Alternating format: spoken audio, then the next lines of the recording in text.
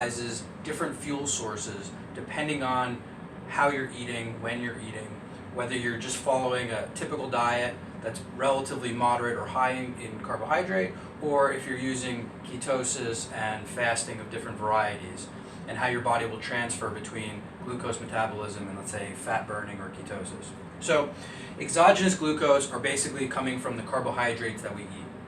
And so it takes about 4 hours for the exogenous glucose to go through our system and start to decline. We then store some glucose as what's called glycogen. That's like a temporary storage of glucose. And so as our glucose continues to drop, at around hour 3 or 4, our body senses a lower carbohydrate load inside of our bloodstream, and we start to break down the glycogen as another form of glucose. And so as this one's coming down, glycogen starts to come up.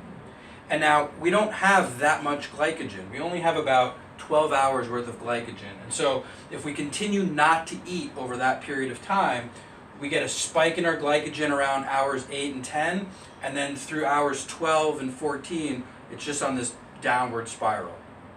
And so again, if we continue not to eat, as that glycogen is coming down, we go through a thing called gluconeogenesis. Gluconeogenesis is going to occur as our body is taking maybe some protein sources, but primarily from fat storage, and we start breaking fats down and building glucose from that. And so starting around hour 8, but probably peaking closer around hour 16 to 18, our body starts making its own glucose through fat storage.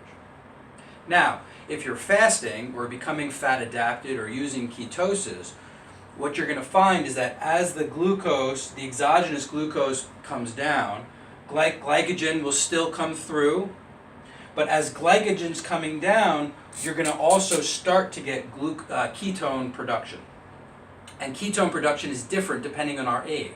And so as an infant, we also make ketones. Breast milk is actually a very high percentage MCT, or medium chain triglyceride.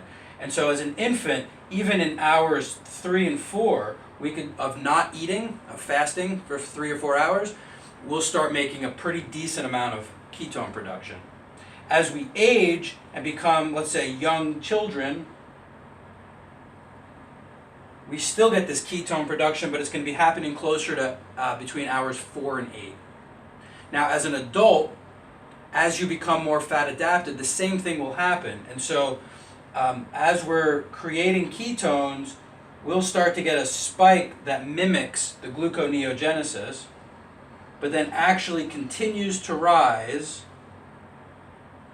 well into our fast. And so if we start fasting for 18 hours, 24 hours, 48, 36, what you'll find is the glucose starts to remain constant, because the only tissue that's going to be using glucose at that time primarily is going to be your liver. And so your liver continues to go through gluconeogenesis to create at least some glucose for its own production. But primarily over time, as the body continues to need more resources and more energy, that fat burning that turns into ketones, you'll find that over the course of that fast, those ketones continue to rise.